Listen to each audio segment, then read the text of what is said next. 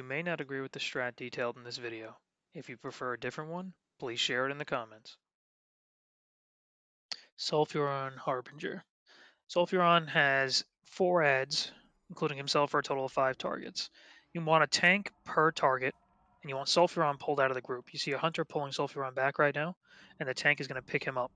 The adds have a heal. That is one of the most deadly things about this fight, is they'll stay up long enough to eventually kill your tanks, run out of mana, all that good shit. So you don't want that to happen. The edge should be taken down first. This strategy is just a stack. You stack them, you AoE them down, you have rogues distributed on each target along with DPS warriors that interrupt their heals. Heals, if interrupted, will allow the mobs to die quite quickly. You see 2 of them are already down, third one just dropped, and the last one's going to drop. They can drop an immolate on a target and a Shadow or Pain. You can dispel that, and you should. Mobs are dead, and they're going to move on to Sulfuron Harbinger. He has an Inspire. If you take a look at his size, you're going to see him grow in size during this fight. The tank's going to take a fair amount of extra damage. It's nothing crazy, but it increases his attack speed and damage. Healers just need to be aware that the tank's going to take quite a bit more damage during the Inspires like that. And that was it right there. It just faded off. He's got an AoE knockdown and a little bit of a Flame Spear that does a fire AoE attack.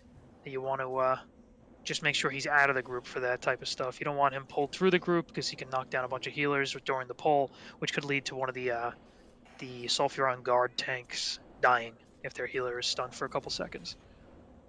Saw that random little throw. I'm just going to pull it back for a second. Right there in the group on the right. One more time. On Werby to the right. Bam. Nothing major. Very little damage. It's like 1,000. Nothing you really have to worry about. And that's it. Sulfuron goes down. Super easy fight. One other strategy that is a worthy mention is you can pull the adds back to around the corner on the left wall, and tank them there out of line of sight of the other mobs. If you don't have enough DPS to AoE them down and not enough interrupts, pull them around the corner, kill them there, and pull them one at a time. It makes the fight much longer, but certainly a viable strategy for some guilds and raid comps. If you have a different strat, please feel free to share that in the comments. And as always, thank you for watching. You're probably watching these videos because you plan to play Classic WoW. And if you're not, the fuck are you doing here? Are you planning to join the true faction? The one true faction? No. Not that baby mode alliance shit. I'm talking about the Horde.